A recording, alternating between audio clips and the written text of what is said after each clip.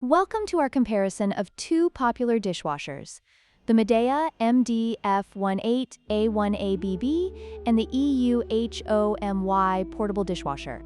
In today's video, we'll be diving into their specifications, features, and overall performance. We'll compare their installation types, capacities, and price points to help you make an informed decision. Let's get started.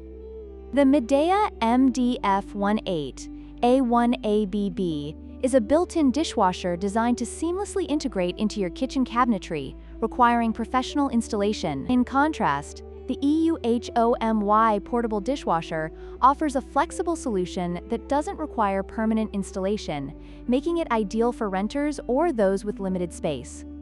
The Midea dishwasher accommodates 8 place settings, making it suitable for smaller households. Meanwhile, the EUHOMY portable dishwasher can wash over 30 dishes at once, providing a more extensive cleaning capacity, although it doesn't specify standard place settings. When it comes to pricing, the Midea MDF18A1ABB is priced at $459, reflecting its built-in design and features. On the other hand, the EUHOMY portable dishwasher is more budget-friendly at $299, making it an attractive option for those looking for a cost-effective solution without sacrificing functionality.